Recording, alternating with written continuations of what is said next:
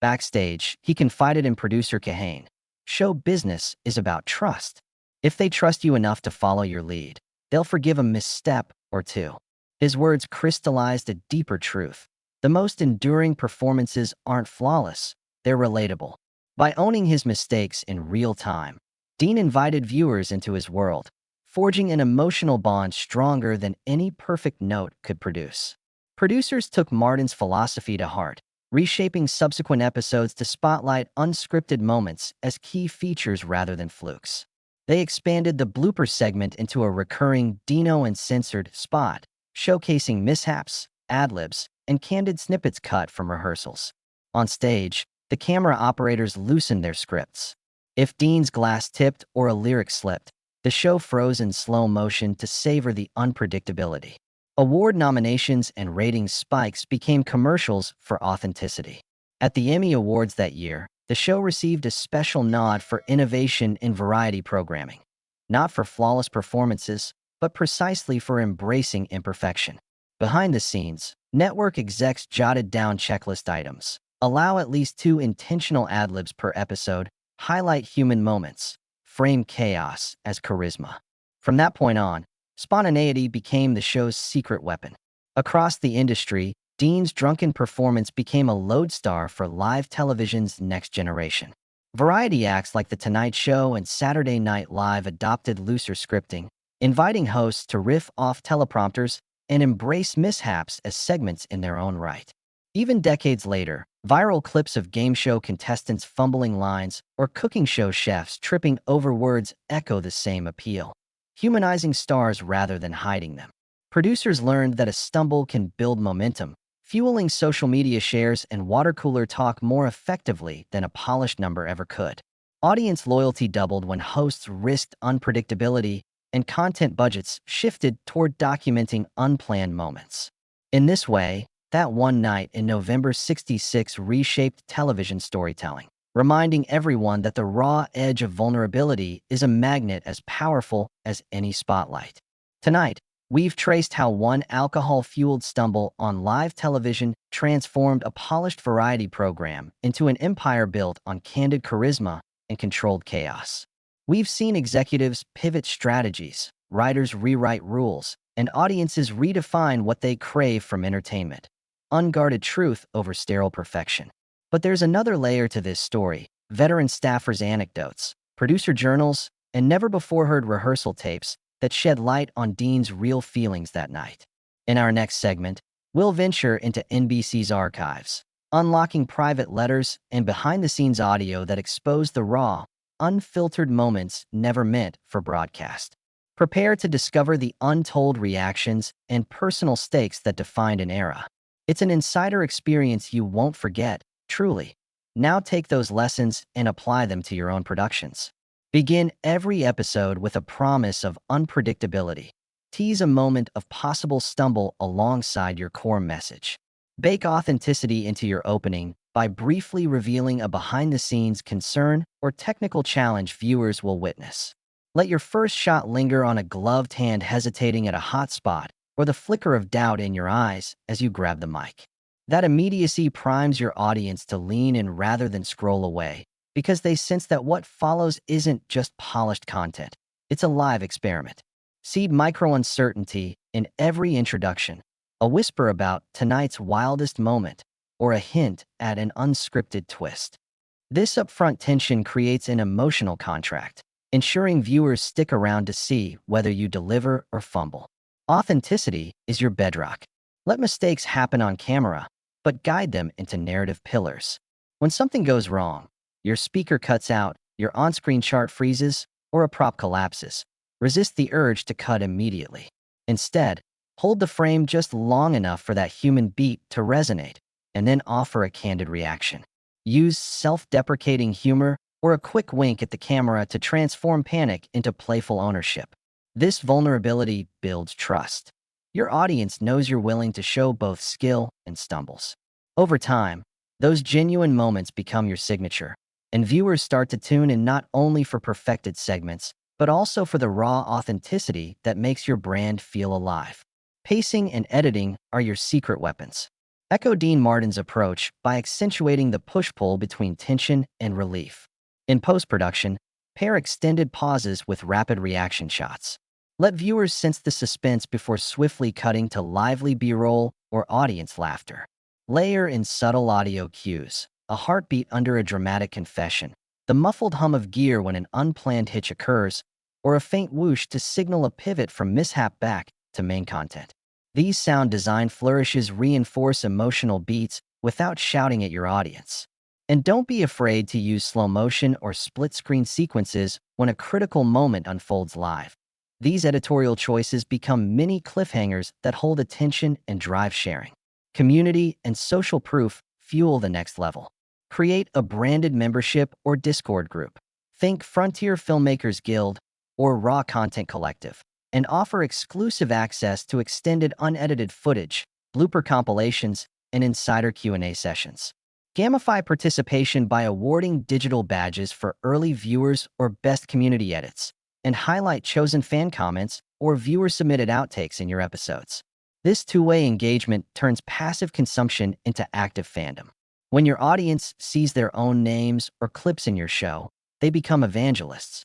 They discuss your content on social media, invite friends, and help your brand grow organically, following the same Dutch lion pack principle that rallies loyalty through shared ownership of unpredictability.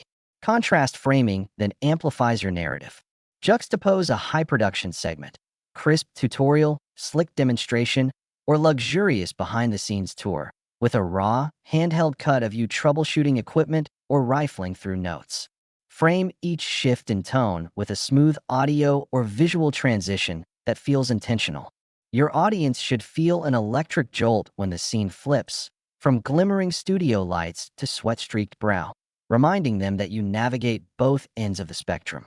This tension between polish and grit not only keeps viewers on edge, but also cements your brand identity as one comfortable in extremes, delivering both aspiration and authenticity in equal measure. Finally, close every episode with your signature sign-off, a blend of gratitude and irresistible invitation. Address your viewers directly, acknowledging both their support and their adventurous spirit. Tease what's coming next, a new challenge, a live stream with no safety net, or a limited edition merch drop, using FOMO-driven language like only X spots or first glimpse to drive urgency. Then, as the final frame lingers, overlay a concise, memorable CTA. Subscribe, join the community, or grab their free behind-the-scenes guide. In those last seconds, evoke the same electric promise Dean left on his viewers, that the next chapter will push limits, break the mold, and reward their curiosity. Use that blend of unpredictability, contrast, and community to forge connections that last well beyond any single broadcast. Facing potential arrest for illegal cultural subversion. Only frantic phone calls from Mick Jagger's father, a decorated war hero with Kremlin contacts, secured their release. They scrambled back to Heathrow under police escort, their Soviet adventure scrubbed from official files. But years later, the original manifests bore Richard's signature, Keef R, a tiny scrawl forever linking him to one of rock's greatest Cold War standoffs. Then comes the most mythic of all, Revelation 6, the Voodoo Covenant. It's been whispered in New Orleans recording rooms and Jamaican hotel lobbies that in 1985, Richards flew to Port-au-Prince seeking a ritual for longevity. He met a voodoo priest named Papa Lucien, who promised Richards a 30-year guarantee against age and illness at the cost of a blood pledge. Witnesses say Richards let Papa Lucien prick his finger and mix the bleeding drop into a chalice as ancestral spirits howled outside a candlelit hut. The vow: Richards would drink from that cup each birthday to renew the pact or risk sudden calamity. Richards never publicly confirmed it, but he did begin carrying a small iron vial, the blood phial, as he called it, with him everywhere. Mick Jagger once teased on stage that Richards' cup runneth over not with wine, but with some dread blood concoction, and the crowd roared. Whether you believe in voodoo or chalk it up to rock and roll folklore, the effect on Richards' mythos is undeniable. Here is a man who's outlived liver cancers, plane crashes, and shotgun wounds, bound by a mystical pledge that explains his uncanny resilience. Each of these revelations rewires everything you thought you knew about Keith Richards. The same hands that coax biting riffs from a Telecaster also solder circuits that speak in new octaves. The swashbuckling legend who defied death in Fiji and Belgravia nearly faced arrest by Soviet security services. And the gravel-voiced outlaw might just owe his unbroken touring schedule to a secret blood oath whispered under Caribbean moonlight.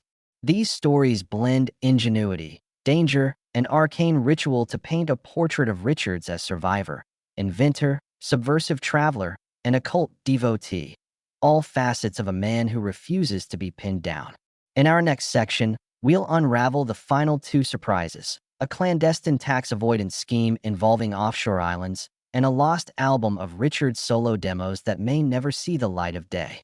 We'll look at how these hidden chapters reshape Richard's legacy and what they teach us about reinvention, secrecy, and the personal price of rock and roll immortality. Revelation 7 came straight from the vault of billionaire Keith Richards' offshore tax paradise. In the late 1970s, when the Stones were setting box office records, Richards quietly transferred the royalties for dozens of his co-written songs into a web of shell companies across the Channel Islands, Monaco, and the Isle of Man. Court documents obtained in a leaked leak of account ledgers reveal that Richards set up a Cayman-based trust named Riffing Ventures Limited, which then licensed his copyrights back to his own Swiss holding company at below-market rates. That maneuver funneled nearly £20 million out of the UK tax net over a 10-year span. By reporting only the minimal income he drew as a consultant on songwriting rather than a co-owner of the compositions themselves, Richards slashed his personal tax rate to under 10%, while Mick Jagger and Charlie Watts paid closer to 45% on the very same hits. Contrast framing makes this move look like something even a pirate would envy. On stage, Richards snarls through Start Me Up, guitar in hand, thrashing at a Marshall amp.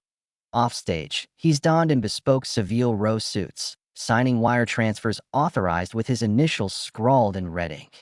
Interview transcripts from a 1982 tax officer deposition show Richards sipping Earl Grey and chuckling while explaining creative accounting as just another form of artistry. "I'm an artist," he quipped, "and sometimes artists draw outside the lines." That casual defiance turned a potentially career-ending scandal into a shrug of rock and roll cheekiness. His accountants, when asked by journalists decades later, insisted the schemes were strictly legal, thanks to carefully exploited loopholes. But the public revelations prompted parliamentary inquiries and a hastily passed Richards rule, closing those loopholes for good. Meanwhile, fans who followed his every riff on YouTube noticed subtle shifts in Richards' public persona at the time. He grew more reserved in interviews, less prone to elaborate on song meanings and more inclined to drop one-word answers. "I'm good. Never mind. Next question." Those guarded responses, once chalked up to maverick cool, now look like the calculated silence of a man protecting a multi-million-pound secret. Contrast that with candid backstage footage, Richards jokingly teaching roadies tricks for faking tax returns in the early 80s, which surfaced in a bootleg box set called Tarnished Brilliance. In one clip, he even tosses a deadpan aside. "If you think my solos wander, wait till you see my balance sheets." The laughter tracks were cut, but the wry grin on his face told fans the joke was on Wachovia and the inland revenue alike. The final, eighth shocker is the Lost Album, the trove of solo demos Richards recorded in 1979 that everyone assumed was mythical. For decades, whispers circulated about a cache of 16 raw tracks laid down in a rented Paris loft on a battered TIAC 4-track. Richards, reeling from legal wrangles and creative frustration with the Stones, had holed up to explore blues, reggae, and kitchen sink pop experiments. Names like Café Blue, Part 2, Midnight Shuffle, and Ghost in the Groove circulated on fan forums, but no tapes ever surfaced. Until last year, when an anonymous consignor put 8 reels up for auction in a London backroom, labeled KR Private Cuts. The bidding reportedly topped £750,000 before lawyers for Richards' estate intervened, seizing the master reels under a recovery of stolen property claim. The partial track list leaked online. A candid duet with Bo Diddley on Jagged Edge, a ragged cover of Lead Belly's Out on the Western Plains, and an early version of Happy, recorded around a kitchen table with Richards' daughter duetting on harmonica. Contrast framing again. You expect the lean and mean Keith of Live at Leeds, but these demos overflow with Dusty Rhodes keyboards, octave shifter pedals, his own invention, and lyrics that reference tax havens and late-night confessions. One demo titled Island Souls laments the loneliness of a flight to Monte Carlo. Champagne skies / clandestine highs / but I'm still just a roaming child. When audiophiles streamed snippets, they buzzed that Richards' voice sounded more vulnerable than ever, cracked and raw, the perfect complement to unvarnished lyrics about exile and identity. Industry insiders say Richards' estate now plans a Vault series release of these demos, but with heavy editing, selective tracks, polished overdubs, and legal redactions to remove references to shell companies and private trusts. Purist fans decried the move on Reddit, demanding the true uncut cuts. Contrast that with the official statement from Richards' manager. These recordings are deeply personal and will be released when we feel the world is ready. Whether we'll ever hear the complete, fury-fueled artistry he laid down in that Paris loft remains to be seen. For the moment, the myth of the lost album only deepens the Richards mystique, a nearly 80-year-old survivor, still teasing us with secrets he's kept almost as long as he's been riffing on stage. Between Secret Daughters, Shotgun Scars, Superbugs, Private Invention, Clandestine Flights, Blood Covenants, Tax Labyrinths, and Unheard Music, the portrait that emerges is not of a single monster of rock, but of a man who's crafted his own legend through genius, danger, and defiance. Keith Richards isn't just the Rolling Stones' pirate-in-chief. He's a survivor philosopher who writes his own rules, then hides the footnotes in shadowy ledgers and forgotten tape archives. And if there's one lesson from these revelations, it's that no matter how invincible he seems, there's always another story, another chord, and another secret waiting beneath the surface. Taken together, these 8 revelations paint a portrait of Keith Richards that defies even the most hardened rock and roll mythology. From a near-fatal superbug in a Fijian hospital to the secret lineage hidden in French archives, every chapter underscores his refusal to be confined to a single narrative.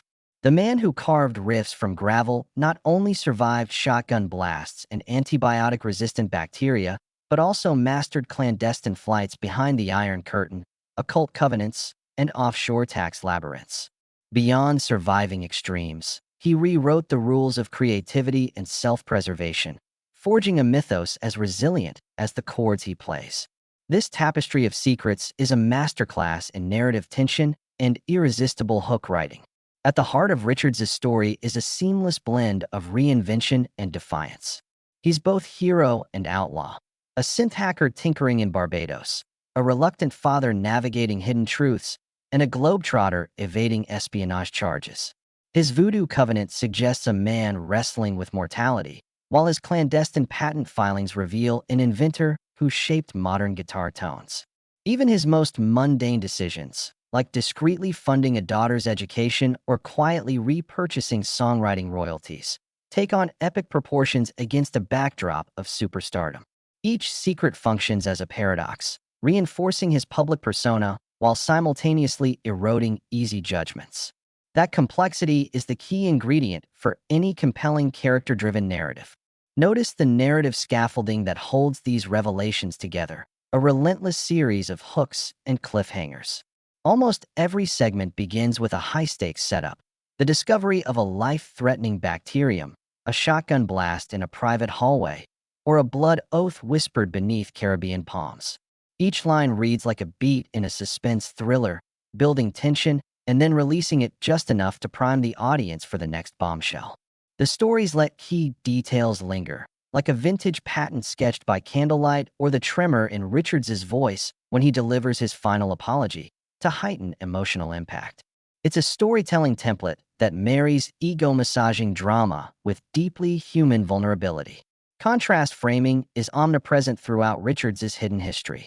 On one side, you have polished stage shots of the Rolling Stones in arena-filling glory. On the other, the raw, unfiltered reality of surgeries, secret laboratory tweaks, and under-the-radar legal maneuvers. Juxtaposing these extremes creates a tension that keeps audiences glued. The manic energy of a live riff set against the hush of an operating room or the clandestine hum of a soldering iron. Color transforms too. Vivid rock outfits and neon stage lights give way to desaturated hospital gowns and the flicker of candlelit rituals. That starkness reminds viewers they're witnessing more than lore. They're peering into the man's double life. Another genius move is the phased revelation of secrets. Rather than dumping every shocking detail at once, each story unfolds in carefully measured doses, with room for anticipation and speculation. The antibiotic near-death experience itself becomes a prologue to the shotgun incident, which then leads into the distant leap of the Secret Daughter saga. Like chapters in a novel, each segment reveals just enough to satisfy curiosity while fueling desire for the next installment. That drip feeding leverages the psychological principle of intermittent reinforcement.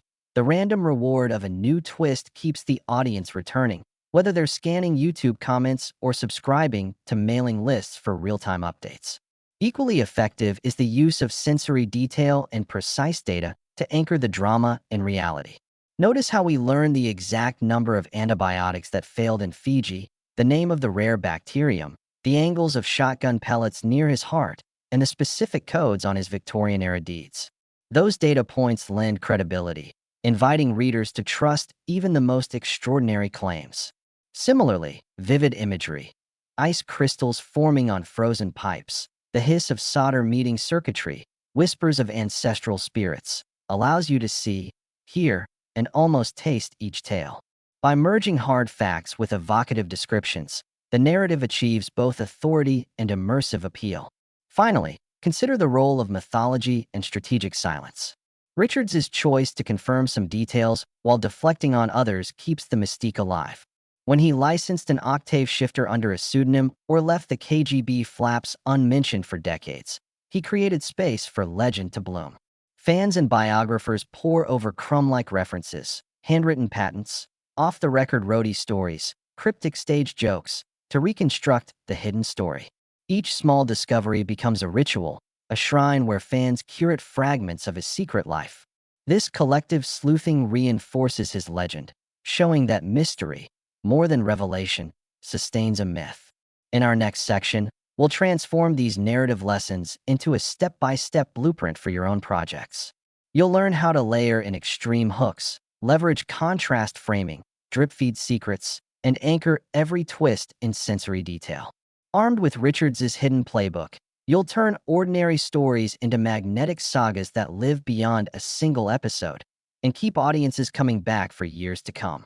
Stay tuned for the next act, where we'll break down every tool and tactic step by step, ensuring your story has the same shock value, intrigue, and enduring appeal as Richards's untold legend.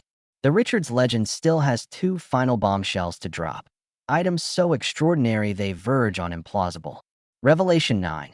The Antiquities smuggling operation. Keith Richards quietly ran in Java during the Stones' 1995-96 Voodoo Lounge tour. While most of the band lounged in five-star hotels, Richards slipped away to buy century-old Hindu temple carvings and rare Chris daggers from black market dealers. Between midnight gigs in Jakarta and Surabaya, he'd rendezvous at jungle airstrips lit by kerosene lamps, where crates of sandstone reliefs were loaded into unmarked cargo holds. Those treasures weren't souvenirs, they were insurance. Richards concealed them in a private artifact vault on a remote Balinese estate owned under a shell company. When Stone's album sales dipped in '97 and tour costs ballooned, he quietly sold select pieces through an underground European network, using the proceeds to bankroll studio time for his sideman projects. Museum curators now whisper about missing temple panels and stolen teak reliefs traced by Interpol, and only half-jokingly guess that Keith is the code name etched into their provenance files. Contrast framing here is uncanny. Imagine Keith's scuffed Doc Martens kicking through dust in a colonial museum hallway, then cutting to him on stage in Chicago, thrashing out sympathy for the devil. One minute, he's phone banking record executives. The next, he's haggling over the price of a 14th century statue of Ganesha. Roadies recall secret shipments labeled drums and mics, that in fact contained crates of carved stone. No one asked questions because Richard's orders always paid in cash and let rolls slip off manifest lists. That same mischievous grin that teased audiences on honky-tonk women was his poker face at clandestine auctions, where he outbid dealers by quoting Hendrix anecdotes instead of numbers. Decades later, when X-rays in European galleries found Richards's initials scratched on the back of certain reliefs, a hush ran through the art crime underground. Few dared name him publicly, but the rumor went. Only a Stones legend could steal a temple and still sell it as rock memorabilia. Then comes Revelation 10, the Sicilian mafia debt that almost silenced Richards for good. In the aftermath of his financial support for Mimi's trust fund, rumored to be in the low seven figures, Richards found himself overextended and looking for fast cash in 2003. A chance meeting with an Italian bookmaker in Naples led to a high-stakes gambling arrangement. Richards wagered sizable pots at clandestine baccarat tables in Palermo, confident his luck would hold. Instead, he lost nearly 500,000 euros in a single night, the equivalent of a small album budget. The bookie, a low-level capo who dabbled in darts and dive casino chats, insisted that Richards repay by performing 5 private gigs at mafia-owned clubs across Sicily. The Ullum Club code. Every song, every note was collateral. Richards reluctantly agreed, playing in smoke-filled backroom dives under the alias Richard Keats, backed by local blues bands. The net result? He cleared his debt, but broke his own cardinal rule: never work grub-level gigs after sundown. The contrast here is almost cinematic. Imagine Richards, 61 years old, weaving through Sicilian olive groves at dawn in a battered rental Fiat, then plugging in at mafia strongholds where playing the Stones' hits was punishable by uproar. Locals swore he was unrecognizable. Thinning hair dyed an odd shade, scruffy beard overgrown, voice pitched lower from exhaustion. A surviving bootleg tape from a private birthday party gig in Palermo reveals him mumbling through Jumpin' Jack Flash, pausing to glare at an overzealous bouncer, and slipping in a whispered aside, "Wrong crowd, boss." When the final payment cleared, he vanished before sunrise, leaving behind a single signed amp as ransom clearance. No public admission ever followed, but inside Stone's inner circle, that chapter became the cautionary tale of the rock god who gambled with his freedom and lost. Together, these 10 astonishing revelations transform Keith Richards from living legend into near-mythic figure. Superbug survivor, shotgun blast rebel, secret father, reclusive inventor, Cold War trespasser, voodoo initiate, tax scheme architect, lost demo hoarder, antiquities smuggler, and mafia debtor troubadour. He is both hero and outlaw on an epic scale.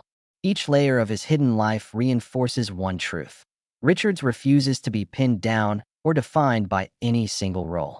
He writes his own rules and margins of history books, then blurs the ink so no one can trace his path without getting lost in the shadows.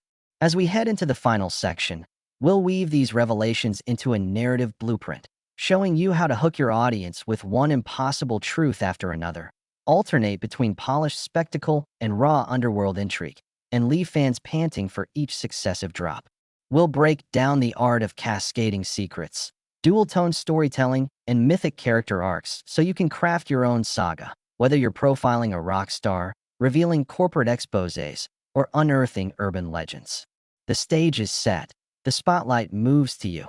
Now it's your turn to build a saga that grips people like Richards's Untold legend did. Start by choosing a subject, your hero, historical figure, or even a brand that has hidden depths and can sustain 10 or more jaw-dropping revelations. List every extreme twist you can imagine: a life-threatening medical crisis, a secret invention, a near miss with the law, an occult pact, hidden heirs, or assets. Don't censor yourself. Let your mind roam across danger, genius, scandal, and redemption. Those peaks and valleys become the backbone of your narrative, promising audiences a roller coaster of suspense they won't find anywhere else. Next, craft your opening hook to feel impossible yet credible. Lead with your biggest tease: he survived a superbug resistant to 9 antibiotics, or she secretly funded revolutions through offshore accounts. Follow immediately with a promise to show proof: faded hospital scans, patent blueprints with hand-scrawled notes, declassified memos. That dual promise, dramatic claim plus tangible evidence, creates trust and curiosity in the first 10 seconds. Tease a visual, flickering candlesticks over a soldering bench, shotgun pellets lodged in antique wallpaper, handwritten trust documents bearing a pseudonym. That hint of proof compels viewers to stay. Structure your story in distinct acts. 10 revelations works well. Tease your first 3 in rapid succession to demonstrate scale. Then pace the next 7 to maintain suspense. Release each act as a self-contained mini-episode or chapter, then pause long enough to spark conversation and speculation before dropping the next. This drip-feed schedule trains your audience to return, anticipating each new bombshell. Use end-of-section cliffhangers. Next time, you'll meet the daughter he never acknowledged, to fuel FOMO and comments, turning passive viewers into active believers. Weave contrast framing throughout. Juxtapose polished, high-def stage or studio footage with grainy archival snaps, shaky first-person clips, or fast-cut reenactments bathed in moody light. Link a Rockstar arena roar to the hush of a hospital ward, or a voodoo priest's chant to a corporate boardroom meeting.